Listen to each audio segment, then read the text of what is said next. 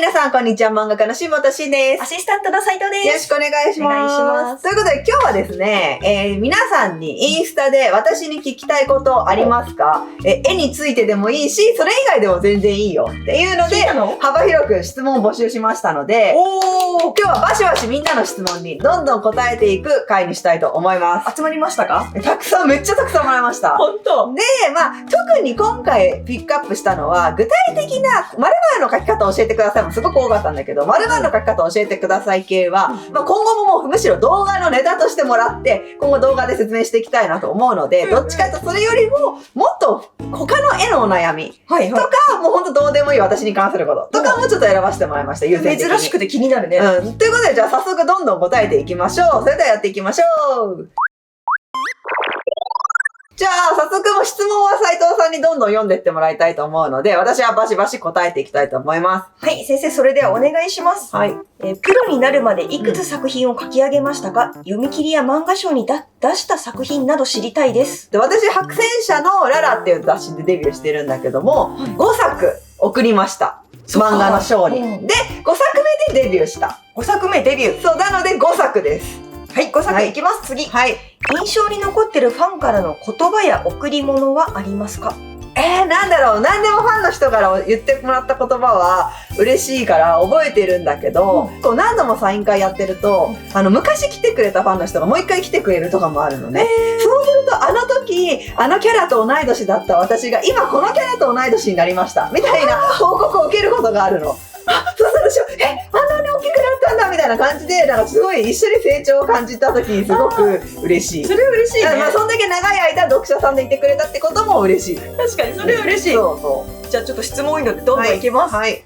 X でイラストを投稿した時に、いいねが増えません。増やす方法を教えてほしいです。これは私も知りたいです。いや。私もいいねがつく方法知りたいよ。これ今の時代みんな悩んでる。知りたいけど、一番はみんなが共感するものをアップすることだと思うから、やっぱり私的にはただ絵を上げるよりも、ちょっとネタ系に走るとか、恋愛ものだったらもう胸キュンシーンを描く。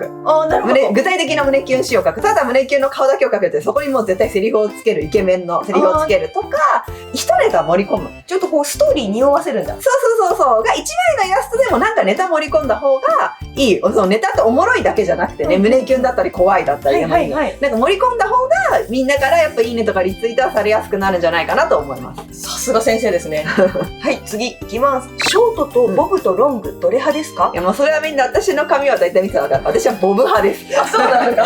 でも絵で描くんだったらロングかもしれない。絵はやっぱロング映えるからね。そうね。だけど私自分自身はボブ派。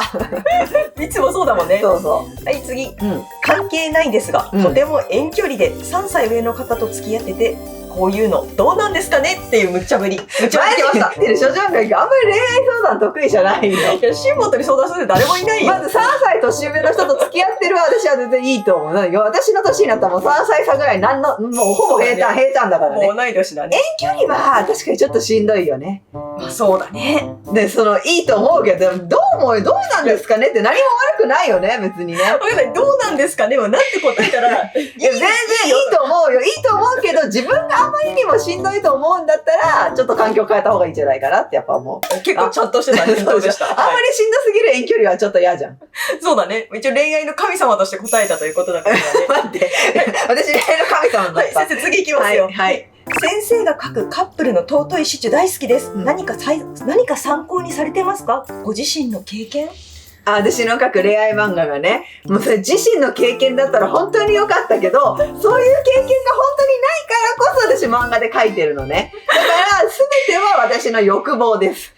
はい、答え出ましたね。はい。何歳から絵に興味を持ったんですか？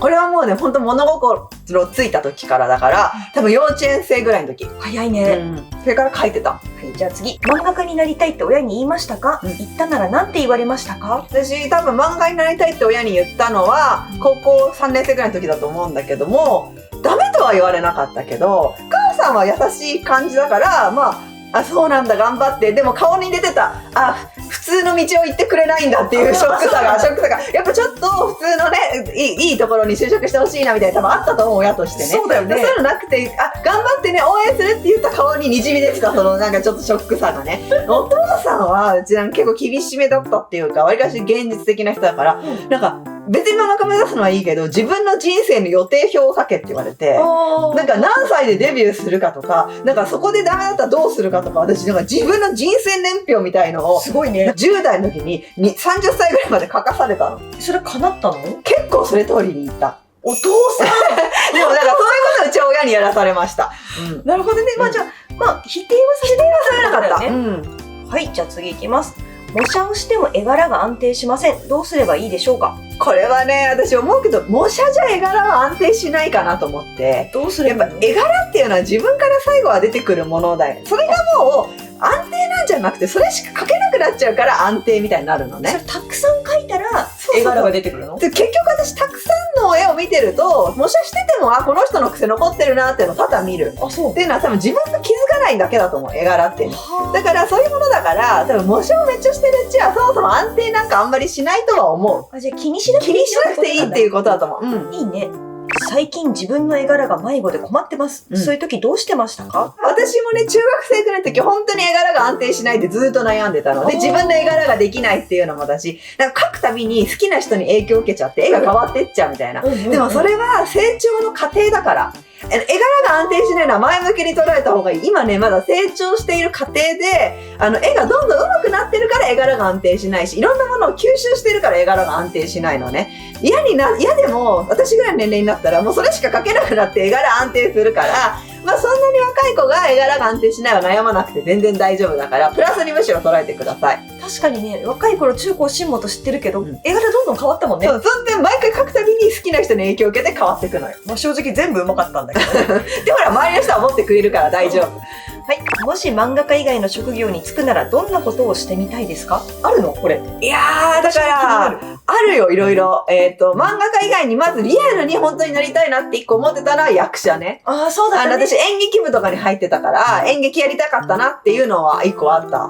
下田日光江戸村の忍者になりたかった、ね。それも小学校6年生か中学校3年生だね。小学校6年生までは忍者になりたくて、でもなんか中学の時さすがに忍者はリアルに無理かもって気づいた時に、日光江戸村だったら忍者の役として働けるかもと思って、忍者として働くのは日光江戸村しかないと思って、その当時の中学の先生が一緒に日光江戸村にまで電話してくれて、どうしたら日光江戸村の忍者になれますかって、電話の相談までさせてくれた。そしたらね、日本舞踊とか習うといいですよってアドバイスを受けた。ちゃんとしたアドバイスじゃん。そうっていうのもあったぐらい、だからそう役者の道はちょっと憧れてたけど、あともう一個やっぱ私動物とかの、動物がすごく好きなのね。だから動物とかのなんか学者、研究する仕事をしてみたかったってのはある。動物園の人じゃないんだ。なんかそう、動物のお世話をするっていうよりも動物の生態調査とか、動物のこの生態の調べることとかを興味はあったね。下田先生、そういうなんかね、テレビよく見てるの好きなんだよね。好きなの。はい、じゃあ次いきます。イケメン好きですか？これは好きです。はい、次。どうやったら先生みたいにうまくシンプルに色を塗ることができますか？私の場合はもう本当に時短がね、目的で塗ってるっていうのもあるんだけども。でもうまいよね。一色でなんかおしゃれに塗るの下田うまいよね。やっぱり色の組み合わせを知ることがすごくいいと思うから、色相関って色のね、勉強したりとか、よかったらここでもね、私今回ね、2、3色で塗る方法みたいなのを教えてる、この間発売した本なんですけども、あるんですけども、私の本の宣伝はちょっと置いといても、とにかくいいそうです。色は知っとくと、色の組み合わせとか、色ってどういう効果があるかみたいなのを知っとくといいので、ちょっと色の勉強をお勧めします。絵を上手くなるにはやっぱり描き続けるしかないんですかねというこの質問。それはもう本当に、でも他にも絵を上手くなるにはいろんな方法があるとは思うけど、描き続けるは絶対にもう必要条件かなとは思う。マストな条件っていうか、そもそもその絵を年に1回しか描かない人が上手くなるっていうのはちょっとみんなが想像してもリアルには難しいだろうなっていう。ね、年に1回しか描かない人と毎日描いてる人どっちが上手くなるの？例えば毎日描いてる人だと思うんだよね。やっぱじゃあ描けば描くほど上手くなると思っていいのかな？そうだね。だから私の場合はやっぱ絵を上手くなる人イコールやっぱ絵が好きな人だと思ってるんだよね。だったら絵が好きだったら多分私言われなくても描いてるはずなんだよね。描き続けてるはずだと思うから、やっぱ絵を好きでていることが一番大事かなと思います。なるほどな。イラスト描くたびに絵柄が変わって困ってます。新本先生は絵柄が急に変わって困ってる時どうしてますか？これはさっき言ったように絵柄が変わっていくこと自体私は悪いことだと思ってないからいいんだけど、やっぱどうしても変えちゃいけないタイミングってもあったりするじゃん。そういう場合はとにかく私は1個前に描いた絵を真横に置いとくので、それで自分の絵を模写するような気持ちで描くのが一番絵柄変わらないとは思う。なるほど、参考資料自分になるんだね。そう何歳ぐらいからイラストを描き始めましたか？私はもう成人済みですが、今からでも上手くなりますか？絵を描き始めたのは私は本当にちっちゃい時だから、もう本当物心ついた時からなんだけど、絶対私は成人済みでも絵は上手くなると思う。例えば何歳で絵を描き始めても、絵を描き始めた段階からだったら何歳でも上手くなると思うので、なんか年齢気にされてることたまにいるんだけど、そこは気にせず上手くなると思って。もうなんか子供じゃないと伸びないんじゃないかと思っちゃうんだよね。そう、ただ一個ねちょっと思うのは、私やっぱ年代によっての絵柄の癖ってめちゃくちゃあると思うのね。だから例えば今これが40代の人が絵を描き始めた時に10代の子と同じ絵が描けるようになるかっていうと、私それはちょっと違うかなと思ってて。それやっぱ印象を受けた絵が違うから。でも自分が好きな絵とか自分がハマってた絵、当時自分がいいと思う絵が多分違うんだと思うんだよね。だから10代の子と同じ舞台に立とうとはしない方がいいと思う。じゃあこう自分の好きな世界を深めていけばいい。だから自分が好きを追求していった方がいいと思います。次、卵焼き甘い派しょっぱい派どっちっすか？自分はしょっぱい派ですっていう質問来ました。これ質問なのかな？これ私もしょっぱい派だよ。しょっぱい派なんだ。私も斉藤は？私もしょっぱい派。やっぱそうだよね。私甘いのはなんかもうスイーツになっちゃうから。甘いのね、お寿司のところだけだね。お寿司で入ってるのだけだね。そう私は卵焼きはご飯として食べたいからしょっぱい派。はい、次。絵を描く職業に就こう。そう思ったきっかけは何ですか？私の場合は、とにかく絵が好きだったから、やっぱ高校3年生の時、進路を決める時に、もう美術系の大学に行こうと思ったのね。だからその段階で絵を描くっていう仕事に就こうと思った。で、さらにもうちょっと掘り深めて、さらに大学のどの学科を受けるかみたいになった時に、漫画学科っていうのを見つけたから、その段階で漫画家にもなろうと思った。次。最近ハマってる曲ありますか？最近ハマってる曲ね。何ハマってんの？仕事聞くの？なんか曲聞く。よく仕事しながら作業中に曲聞くけど、いや、最近はもうみんなと一緒だけど、私、ミセスグリーンアップルめちゃくちゃランキング上がってるから、めちゃくちゃ聴いてるよ。それはこう、今一番売れてるもの聞いてる？それとも前いつも私、アップルミュージックの、なんか、日本ランキング見てんの、聞いてるの。だから、いつもそこの上位の曲に大体ハマってるから、本当に日本の世の中と同じだと思ってる、ハマってる曲。いつも必ず流行から外れないからね。そう、それ聞いてて、最近ハマってる曲は、だからミセスグリーンアップルかな。タイトルはないの？どの曲っていっぱいあるからな。でも、それも1位のライラックだよね。今ランキング1位のライラックだけどね。だそうです。はい。漫画家になりたくて漫画作ろうと思っても話が続きません。どうしたらいいでしょうか？いや、これは多分だけど、出始めから考えちゃってることが原因だと思う。こんな感じの話書きたいなーって書き始めてるから、そういう途中で終わっちゃうが起きると思うので、どうしたらいいの？そういう人はもう先に結末決めといてほしい。そこに行くための目標を考えるっていう感じで、とにかくその結末を書きたいがゆえに頑張るっていう。じゃあ思いつきでふわっと始めるよりラスト決めて始めてって感じだね。そうすれば結末書かなきゃいけないから、そこまでを何とか乗り切れると思うので、ぜひ先に結末決めといてください。これ私も苦手なやつでした。はい、次に、シンディちゃんのキャラデザ大好きなのですが、どのようにして決定したのか知りたいです。シンディちゃんは本当にこれ YouTube 始めた頃に、深夜にライブ配信してて、そこに来てくれてた視聴者さんと一緒に、みんなからコメントもらって決めました。そうなんだ。色塗りで心がけていることがあったら教えてください。私はあんまり実は色塗り得意な気持ちがない、自分に。あ、そう、私から見たら激得意だけど。で、本当に苦手な意識ある、色塗り。本当に苦手な意識あるから心がけてるのは、必要以上に色を使わないことを心がけてる。色を使いすぎるとごちゃごちゃになっちゃうから、肌色はベースであるじゃん、やっぱキャラ塗るときに。だから、あとは髪の毛の色とか服の色とかをあんまりにも色使わないようにしてる。大体何色ぐらいとかあるの？メインになる色はもう基本、もうメインになる1色。で、他に色があるけど、プラス2色で3色ぐらいまで結局基本となる色の中。メイン色で、例えばこいつはブルーキャラだとかピンクキャラだと決めるってことか。で、じゃあブルーキャラだし差し色今回黄色にしろ。で、もうちょっとブルーに合わせるときに紫の色味増やそうみたいな感じで、あとはその色味の範囲内でちょっと色味を増やすみたいな感じ。そこでさっき言ってた色相感とか役に立ってくるのか。そう。だから私は逆にあんまり色増やさないように心がけてます。なるほどね。ピックで持っておくといい色を教えてください。コピックで持っておくといい色は、具体的にはこの番号みたいなのはないんだけども、まず初心者は淡めの色からスタートした方がいいかなと思う。こういう赤とか、強いね。濃いこのブルーみたいなね、こういうようなはっきりした色を使うよりは、なるほど。こういう色味から初心者は買ってった方がいいと思う。そうしないと、やっぱコピック本来のなんかこうね、うまく滲ませるグラデーションとかもちょっと出しづらいと思うし、やっぱこれだとね、なんかはっきりした水性マーカーで塗るの大して変わんなくなっちゃうと思うから、こういう薄めのパステルの色味から揃えていくことをお勧めします。コピックね、高いからね、まずは楽しんでほしいよね。そういう失敗少ないので、パステル調から選ぶことをお勧めです。さて次はまた別の質問で、はい。旦那さんはどんな人？めちゃくちゃ強運な人。めちゃくちゃ強運。運がひたすらいいという。でも先生もさ、運めちゃくちゃいいじゃん。いや、私より運いい。だからいつも私と結婚できたことが本当に一番運がいいねって言い続けてる。はい、次に美大に行くためにはいつ頃からどんな練習をしたらいいと思いますか？なるほどね。美大に行くには、どうしてもデッサンとか、行く学科によってはデザインだったりとか、水彩画とか油彩画とかの勉強がもう必要になってくるので、まずは高校生のうちに美術系の予備校に行くことがおすすめです。大体何年生ぐらいから行くのをおすすめる？でも私は3年生だったか2年生の終わりだったと思うんだよね。だから3年生はほぼ1年行ってたとは思うんだけど、じゃあ普通の受験生と同じぐらい同じぐらいで一緒。みんなの勉強の予備校行くじゃん。それと同じような感覚で、やっぱ美術系の予備校に行った方がいいし、美術系の予備校に行けばね、美大の受験するのが大体前提にはなってくるから、そういう相談にも乗ってくれる。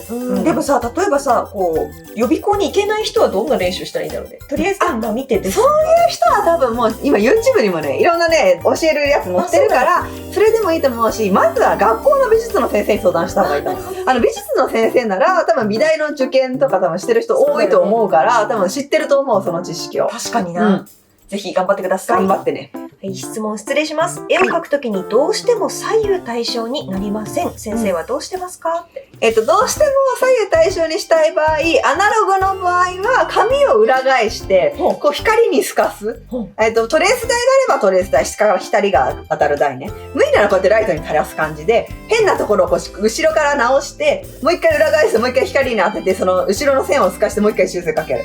みたいなやり方をするんだけど、どうやったら分かるの？左右対称じゃないんで、こう光人間の目ってやっぱ使ってる利き目と利き目じゃない方の目があるのね。で、そっちじゃない方の目目で見たら多分歪みに気づけるんだけども、それを裏返すことによって同じような効果が多分得れるんだよ。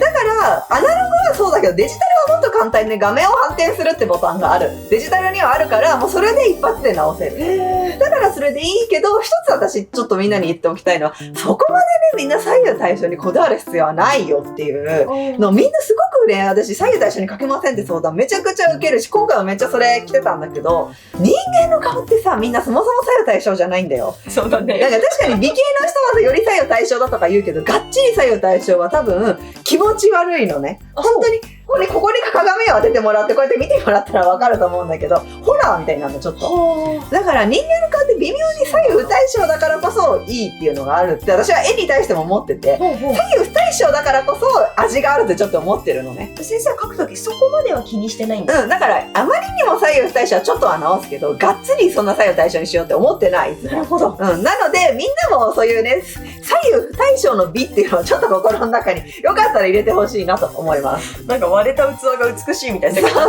うそう。はい、次に月間連載の時のスケジュール知りたいです。ネーム何日みたいな感じです。私の場合は今ちょうど月間連載だから、ネームはだいたい1日から2日ですね。逆に言うともうそれ以上ネームに私かけれない。なんか何日も同じ話を考えるとかができないから、もう一気に1日でやり終えちゃいたいタイプね。で、持ち越しても2日、3日。早いね。やっぱっていう感じで、残りが全部作画っていう感じだけど、毎日ずっと書いてるんじゃなくて、最近土日とか週に2日ぐらいやっぱ休んでるので、それ以外の日が作画っていうイメージ。そんな感じのスケジュールです。早い。次、好きな食べ物何ですか？納豆です。はい。あと、キノコも好き。キノコも好き。次に、好きなスイーツは何ですか？これはね、もうあんこ系です。オールで、まあ、羊羹とか。いやもうこいつほんとバレンタインデーもね、あんこ作ってきたから。そう、中学校のバレンタイン私、みんなにさ、チョコじゃなくてさ、まんじゅう作ってプレゼントしてたよね。いや、ゆずれっていうの、バレンタインはチョコだってゆずれって言いたいのに、そうだった。まんじゅう作って、はいって、しかも男の子にしかあげない。私にはみたいなね。そうそう、男子にしかあげない。やっぱバレンタインは男子にあげるもんだから。もう最高だからね、相変わらず。はい、次。当たりを書いて書く絵と書かないで書いた絵、どちらがうまく描けますか？これは私はもう絶対当たりを書いて書いた絵かなと思います。毎回ちゃんと書いてるもんね、シモってね。逆に当たり書かないで書き始めても途中でわけわかんなくなって当たり書く。なるほど。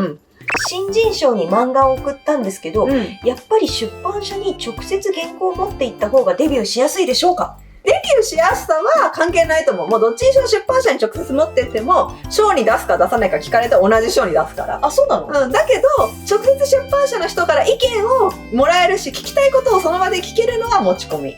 なので、そういうことをしたければ持ち込み進めますけど、デビューのしやすさは多分関係ないです。コネが作れるとかじゃないよ。あ、そういうのではない。そういうのではない。はい、次。漫画を描くときは、以前動画で紹介してくださったタブレットでしょうか？それとももう別の機器でしょうか？私がいつも書いてるタブレットはいつも YouTube でも使ってるこちらの iPad のプロね。こちらです。これで漫画も書いてます。で、使ってるのは Apple Pencil です。参考にしてください。はい、次。サークルでイベントへ出たいのですが、初心者なので何から始めたらいいですか？要はイベントって夏コミとか、コミックマーケットね。コミックマーケットとか、まあコミティアとかのことだと思うんだけども、もう何もないんだよ。まず申し込みからだよ、始めるのは。もうね、申し込んじゃえば人間締め切り作られてしまって、いついつまでに本を出さなきゃいけないってなるから。でもそうなったら嫌か王でも同人誌作ることになって、本格的な人は印刷所で作るし、無理な人はコピー用紙で折って落ちて止めてみんな出すから、だからもうとにかくまずはね、そのサークルの申し込みを調べる、ネットに調べるやり方いっぱい載ってるから、コミュニティアだったりコミックマーケットのホームページ見て、ぜひサークルの申し込みから始めてください。つまり申し込んで自分を追い込めというアドバイスでした。そう。次行きます。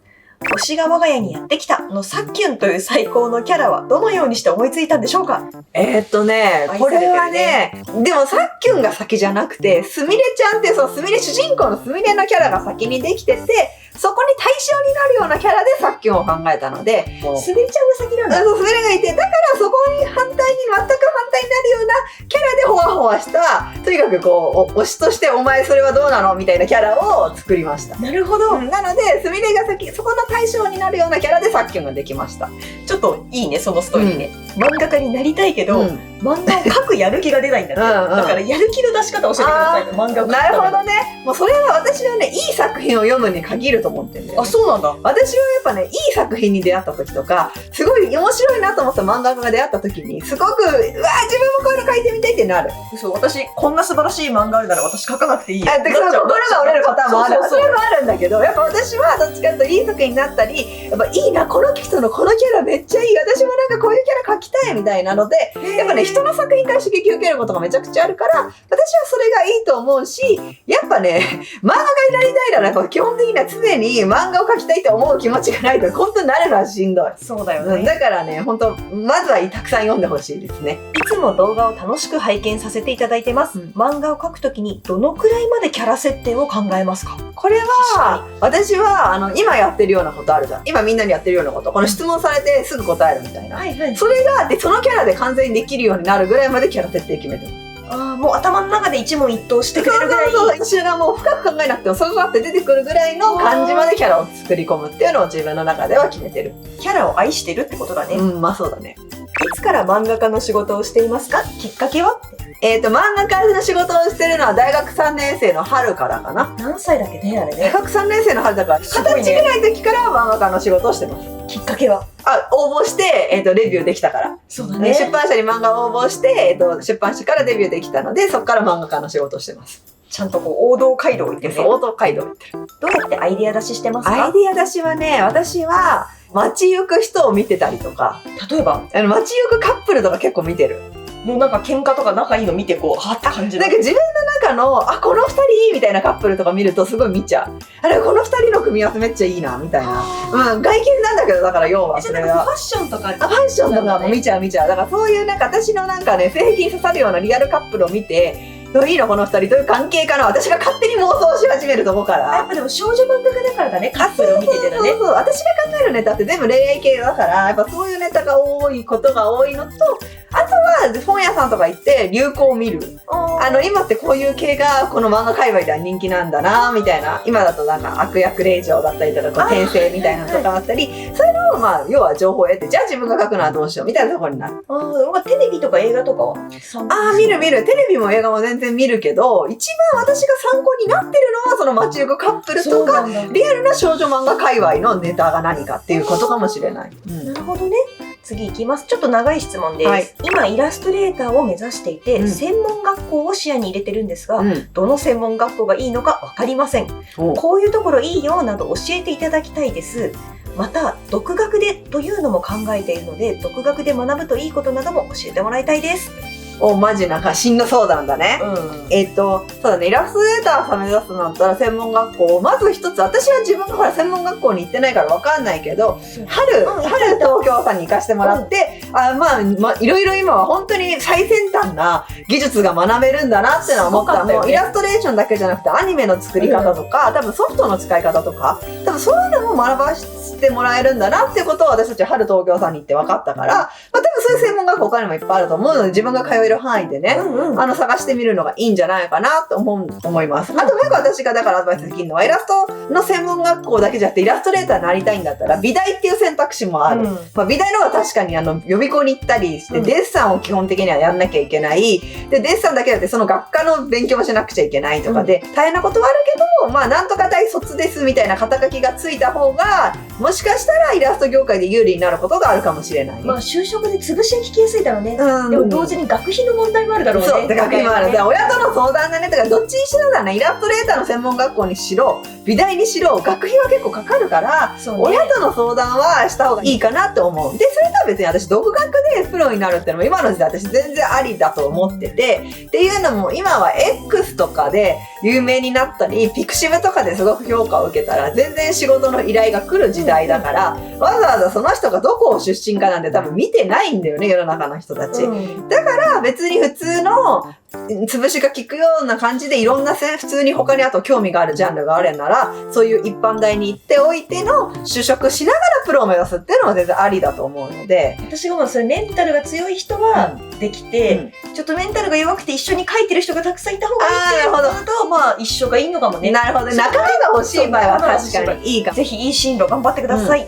はい、私は台湾の読者です。今後台湾でサイン会を開催する機会はありますか？いや、これは本当にね、うまく何かタイミングがあったり、うまく依頼があったりとか、そういうのがあれば私はめちゃくちゃやりたいので、もし台湾の読者さんがいたらね、台湾からの熱いね、メッセージを待ってます。編集部に届いて何かがあればいつかできるかも。連れてってほしい。小籠包を食べに行きたい。そうだね。その時はサイト連れてこう。次に息抜きやストレス発散方法を教えてください。私の場合の息抜きはね、何でしょうこれ。なんだろう。でも美味しいものを食べるとか、なんか普通に散歩するとか、絵とは全然離れた場所に行く。あと植物育ててるとかじゃないし。そうだ。植物を育ててるのは私の息抜きだね。観葉植物育てるの好きだから。生き物が好きだからね。そうそう。あと自分の絵とは関係ないジャンルを勉強するのも好きだから、家具とか私インテリアとかも好きなのね。そうね、そうね。なんかそういうこととかのことを調べてたりするのも息抜きになってる。おしゃれなのよ。次いきます。毎日お忙しいと思いますが、漫画家、家事、育児、YouTuber などの両立どころかフォーワークでどうやっていますか？本当だよ。これはもう私は本当に周りの人に助けられてやってるの。だから私一人の力でどうこうなってるではないんですよ。私が一人で漫画を描いて家事をやって育児をして YouTube をやってるわけじゃなくて、もう周りの人たち、斎藤だったりイエスくんだったりとかね、あともはやもうこっちゃん自身とかそういうのに助けられてやってます。あと自分の親だったりとかね。だから私は本当周りのサポートあってだから、やっぱりちょっと一人で全部抱え込むのは大変だから、周りにね理解してくれる人を置くのが大事かなと思います。でも実際本当すごい仕事量だからね。でもあと楽しくやってるから全部ね。まあね、それ大事だね。恐ろしいぐらい家事とかは本当にやってないよ。ご飯は用意する。ご飯は用意するけど、でもこの音声を聞いてた S 君がきっとどっかでね、いや、家事は全部俺じゃないかいってコメントが多分来てると思うよ。そうそう。S 君の多大なね。もう掃除ほぼオール S 君だから。次に少女漫画、少年漫画ランキングを教えてほしい。好きな少女漫画だ。好きな少女漫画、少年漫画、めちゃくちゃいっぱいあってさ、本当に難しいじゃん。だからどうしよう、何をあげようって。これは難しいね。今までの中でいくと、私がまず読んできた中でもいっぱいあるけど、特に少女漫画で好きなもの、少年漫画で好きなもの一つあげると、少女漫画で好きなものは、いろんな友達これ言ってるけど、高校デビューっていう作品。懐かしいね。高校デビューっていう作品が本当好きで、本当読んでほしい。もう私の好きなもう男子が、そこのイケメンの男の子なんや、マジもう。わかるともう、島先生好きそうと思ったも読めばね、胸キュンすぎるめちゃくちゃ。かっこいいね。で、少年漫画は、少年漫画のジャンルに入るかわかんないけど、スピリットサークルっていう、漫画があるのね。最近のもう結構古い。本当に古い。全6巻か7巻で、めっちゃおもろい。本当おもろくて、漫画ファンの中ではもう名作として語り継がれてる作品で、もう漫画好きは多分絶対みんな読んでるよぐらいのね、やつが好きで、私も本当それ好きで何度も読み直してる。てっきり先生スラムダンクなのかと思ってた。スラダンはルカワが本当好きだけど、そう。でももう漫画のストーリーとして好きなものをあげてるよ。だから。スピリットサークルめっちゃ面白いから、ぜひ、本当しかもね、1日で一瞬で読み切れるのなのに、なんかたった6巻か7巻を読んだとは思えないもう熱量だから、ぜひ読んでほしいなと思います。で、あと最近だと、少年漫画は、アンデッド・アンランクって漫画があって、私知らないぞ。つい最近完結した漫画なので、ジャンプで連載してて、で、4月にね、最後の巻が2冊出るよ。で、私もジャンプで追ってなくて、今コミックスで読んでるのね、それ。だから私も最初から今楽しみにしてんの。何冊全部で今なんか20何巻だと思う。長いんだ。ちょっとそれは長めなの。それが私の中で最近の少年漫画では1位。先生のおすすめだそうです。みんなも読んでみてね。はい。次、人生で一番の推しキャラは何ですか？これはさっき出たけど、スラムダンクのルカワさんで、もうこれです。私の人生の一番の推しキャラはそれです。永遠のヒーローだもんね、先生。そう。次、ゲーム実況とかしてみませんかって。これしてみたいのよ。ゲーム実況してみたいんだけど、一度さ、うちのチャンネルでもさ、ゲーム実況を含めたような企画撮ったじゃん。みんなでマリオカートとかみたいな。私ゲームが下手すぎて、みんなをイライラさせることしか多分できない。いやでもこう、下手系 YouTuber のてっぺんを取りに行くのはどう？なるほどね。もう本当、私がイライラしちゃうと思うんだよね。下手すぎて自分に。うわーみたいなね。そう。やってみたい気持ちあるけど、ゲームが下手っていう。下手でもいいのかみんなちょっと聞きたいですね。はい、クロッキーを続けたら上手になりますか？それ私的にはなると思う。やっぱクロッキー個人的には一番早書きの練習にもなるし、なんかこう形を捉える練習にもなるからおすすめだし、まあ上手くなると思います。昔シモとやってたよね、ずっとね、クロッキーね。服を参考にしている雑誌や人を知りたいです。ビビっていうファッション誌、女の子向けのビビっていうファッション誌と R っていうファッション誌があるから、それが女の子は基本メイン。で、男性はもうメンズノンノとファインボーイズかな。変わんないね。そう変わんないね。そうなんだ、そうなんだ。漫画家になるために高校生からでもできることは何でしょうか？いっぱいあるよ、いっぱいあるから、まずはさっき言ったように投稿することは別に年齢制限なくて、もう中学生からでも小学生からでも今は投稿できるから、まあ高校生ならもう全然漫画の作品書き上げて、ぜひ漫画の編集部に投稿してください。先生ずっと言ってたよね。まず書き上げることと人の目に触れてアドバイスもらうことって言ってたよね。そう。あと高校生にしかできない経験ってめちゃくちゃあるんだよ。学校のイベント行事とかね。あ、確かに。そういうのにちゃんと閉じ込んどくっていうのは、後々自分の漫画人生絶対生きるから。青春作っとけ。そう、青春しといてください。学生時代やっとけばよかったなってことありますか？これもさっきも言ったけど、もっともっと青春しとけばよかった。あ、そうなんだ。だから私絵描いちゃって、絵しか描いてないぐらい絵描いちゃってたから、やっぱもっと青春して学生しかできないイベントをがっつり取り組んどけばよかった。先生激しいんだよ。陽キャの陰キャだからね。そう、陽キャに見える陰キャだから。本当に陰キャだから。いや、なんか騒いではくれるんだけど、クラスで。でもじゃあ、なんかみんなで青春しようぜって時は私絵描いてますって言って。家描いちゃうから、そうそう。だから、もうちょっとイベントとか真面目にね、取り組んどけばよかったかなと思います。はい、次に、好きな人へのアピールの仕方、教えてください。もうこれは目を見る。これ、まあでも確かに間違ってないけど、目を見る。先生に聞いていいことなのかな？私はもう好きな人には自分が好きですっていうのをバレるぐらいアピールするのが一番大事だと思ってるのね。こっそり好きとか意味がわかんない。もう本当に好きですっていうのをもう周り全員に伝えるぐらい手で表すのがいいと思ってるから。でも私分かってるんだよ。新本が好きですって言って目見る時の新本の目の怖さ。そう。なんかもう、笑顔とかじゃなくて無で見るからさ、ちょっとこれ正解なのかね、この人が聞きたかった正解かわかんないけど。そう、見ないとこれうまくはいかない。でも先生は目で追いかける。あとのこれね。いや、難しいね、これは。次行きましょう。新本先生はなぜ漫画家になろうと思いましたか？進路選択をしないといけないのに、夢が見つからなくて、っていう話。夢が見つからないは本当にあるよね、そういうのね。これしんどいよね。みんないっぱいいると思う、そういう人。でも私が漫画家になろうと思ったのは、やっぱ漫画を描くのは本当好きだったからの、もう好きだったからっていう理由しかないんだよね。だから、もしね、本当になんか自分に今好きなことがあるんだったら、私みたいにも好きだからっていう理由で目指すっていうのも一つの手かなと思う。だから本当一般的に言えば、4大に入って、その間に好きなことをちょっと探してみた後に、選択肢だけ4大に入ってると就職が増えてるから、その間、後に探せばいいよっていう話に思う。だからまずは普通に一般のレールじゃないけど、大学受験しておくのが一番失敗は少ない気はするよね。なんか後でなんかしたいなっていう時に潰しが効きやすいよっていうのはあるけどね。以上です。先生の意見でした。小回りのバリエーションがなくて悩んでいます。小回りをする上でコツはありますか？これ難しいよね。難しいね。私も漫画を描き始めたばっかの時、小回りのバリエーションめっちゃ悩んだんだけど、一つ参考になったのは、プロの小回りをそのまま模写することと、模写練習。要はみんな絵を模写するイメージあるじゃん。そうじゃなくてコマだけを模写っていくの。プロってこういう小回りしてるんだっていうのがわかるから、個人的には結構バリエーション増えてよかった。あとはでも実際は見せたいところを大きなコマにする、じゃないところを小さめのコマにするってことだけを自分の中でなんとなく思ってれば、読んでる人はね、そこまでコマのバリエーション気にしてないから。なるほどね。そんなに気にしなくても大丈夫ですっていう。いいね、その意見ね。はい、次。先生の頭の上に乗っている白い子の名前は何でしょうか？先生の絵大好きです。応援してます。これはね、みんな気づいてないね。白い上が新本先生本体です。私これ笑っちゃった、読んでて。